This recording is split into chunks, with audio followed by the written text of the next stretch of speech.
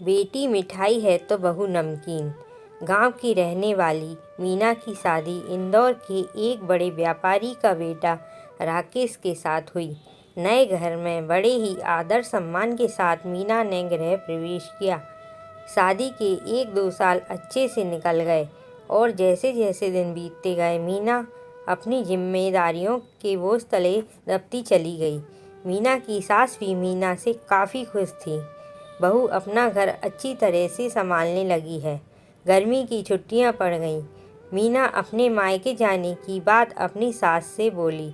Mummy 2 साल हो गए मैं मायके नहीं जा पाई, क्या मैं थोड़े दिन जाकर आऊं? सास ने जवाब दिया, देखो मीना, अगले साल चले जाना।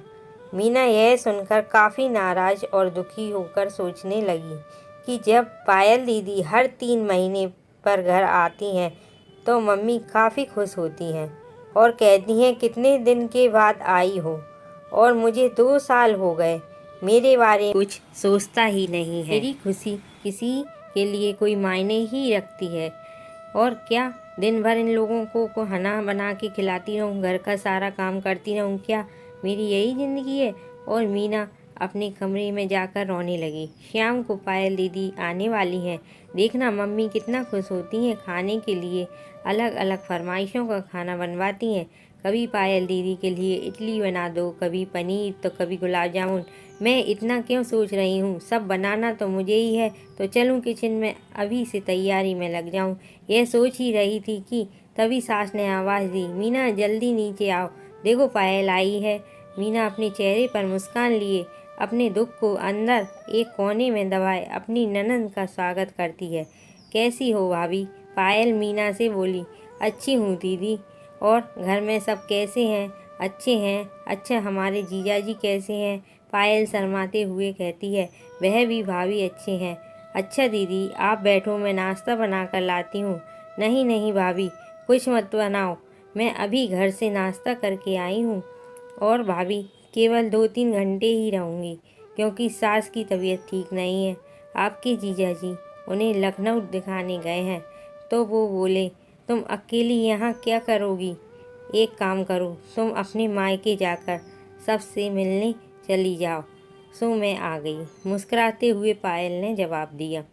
अच्छा दीदी, रुको मैं खाना बना देती हूँ, आप खा भी लीजिएगा, और जीजाजी और आपकी सास के लिए भी खाना पैक करके दे दूँगी। अरे भाभी, मेरे साथ बैठो, बातें करो, शाम तक मैं चली जाऊँगी, खाना तो बनता ही रहेगा। तभी मीना की सास ने मीना से कहा, तुम एक काम करो, पायल के साथ बैठो, बातें करो, मैं कुछ बनाती हूँ। जी नहीं मम्मी जी, मैं बनाती हूँ, आप दीदी से बात कीजिए। तभी कहा पायल ने, कहा कोई बात नहीं, आप खाना बनाओ और मैं आपसे बातें करूँगी, थोड़ी मदद हो जाएगी, यह ठीक रहेगा। क्यों माँ? मीना की सास बोली, ये भी सही है। मीना और पायल किचन में जाती हैं और काफ़ी देर तक हंसी मजाक करते करते खाना भी तैयार हो जाता है। पायल खाना खाने के बाद शाम को अपने घर चली जाती है। मीना रात को अपने कमरे में गई तो राकेश ने कहा कि मीना, तुम काफ़ी थक गई हो, आराम कर लो। हाँ, मुझे आराम कहाँ है, तुम्हारी माँ तो बस यही चाहती है कि मैं अपने मायके ना जाऊँ। पायल दीदी 1-2 घंटे के लिए आती हैं, लेकिन मिलकर तो जाती हैं, उसमें क्या, तुम भी चली जाओ, मीना राकेश ने कहा। और देखो, पायल दीदी भी कहाँ आ पाती हैं। जब शरद जीजाजी अपनी माँ को लखनऊ डॉक्टर के पास दिखाने ले जाते हैं, तभी मिलने आती हैं। तो इसका मतलब है मैं कभी नहीं जा सकती अपने मायके, ऐसा तो मैंने नहीं कहा। मीना, अच्छा तुम शांत रहो, मैं कल माँ से बात करता हूँ, तुम अपने मायके चली जाना, ठीक है? तुम तो रहने दो। गुस्सा करते हुए मीना सो जाती है। सुबह उठ मीना अपने काम में रोज की तरह लग जाती है। मीना की सास से उनकी एक सहेली मिलने आती है और काफ़ी देर तक बातें करती रहती है। तभी सहेली मीना की सास से पूछती है, ये बताओ कि बहू और बेटी में क्या फ़र्क समझती हो? मीना इस सवाल के जवाब का इंतज़ार कर रही थी कि मम्मी जी का इस पर क्या जवाब होगा। मीना की सास ने मुस्कुराते हुए बोली, बेटी कैसी भी हो पर वह मीठी होती है, बहू नमक की तरह नमकीन होती है। यह सुनते ही मीना का दिल भी काफ़ी दुखी हो जाता है।